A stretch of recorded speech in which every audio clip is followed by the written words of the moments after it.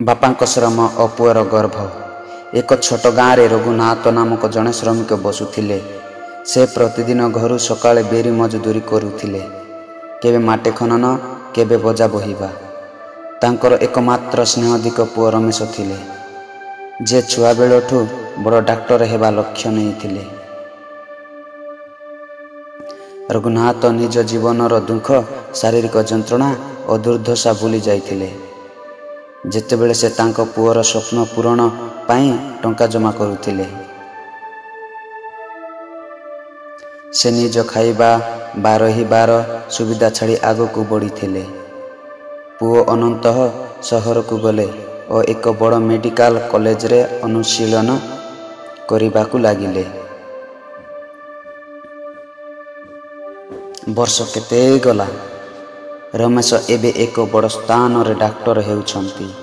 ଘରକୁ ଯିବା କିମ୍ବା ବାପା ସହ 2 ମିନିଟ୍ କଥା ହେବାର ସମୟ ମଧ୍ୟ ନଥିଲା। ଏକ ଦିନ ସେ ଗାଁକୁ ଫେରିଲେ।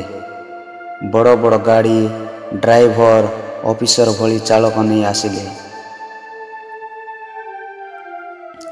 ଘରକୁ ପହଞ୍ଚି ଦେଖିଲେ ବାପା ପୁରୁଣା ଫଟା ସାର୍ଟ, ପ୍ୟାଣ୍ଟ, ଗାମୁଛା ପିନ୍ଧି ହସୁଛନ୍ତି।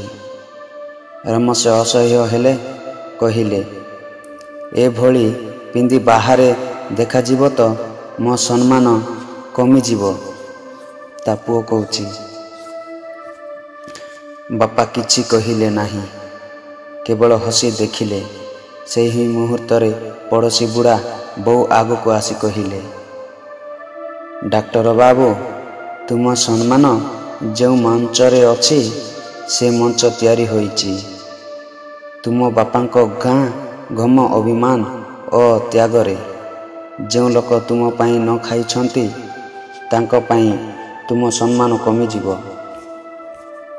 ସେହି କଥା ଶୁଣି ରମେଶ ଅନ୍ତର ଭିତରୁ କ୍ଷୁବ୍ଧ ହେଲେ। ତାଙ୍କର ଅନ୍ତର୍ନେତ୍ର ପରିପୂର୍ଣ୍ଣ ହେଲା। ସେ ବାପାଙ୍କ ଚରଣ ଦଳି ଲୁହ ଝାରି କହିଲେ, ମୁଁ ଅଜାଣି ଭାବେ ଆପଣଙ୍କୁ ଅପମାନ କଲି। ଆପଣ ନୁହନ୍ତି ମୋ ସମ୍ମାନ, ଆପଣ ହେଉଛନ୍ତି ମୋ ପରିଚୟ। ଆପଣ ଥିଲେ ଯେ ମୁଁ ଏଠାକୁ ପହଞ୍ଚି ପାରିଛି।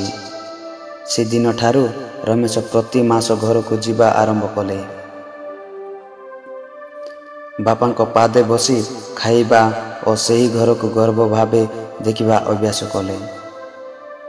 ଶିକ୍ଷା ଆମକୁ ଏହି ଶିକ୍ଷା ଦେଇଗଲା ଯେ ଜୀବନର ଆଗରେ ବଢ଼ିବା ସ୍ୱପ୍ନ ଭଲ, କିନ୍ତୁ ଯେଉଁ ମୂଳ ଆମକୁ ଶେଖର ଦିଗକୁ ନେଇଥାଏ, ସେହି ମୂଳକୁ କେବେ ଭୁଲିବା ଉଚିତ ନୁହଁ।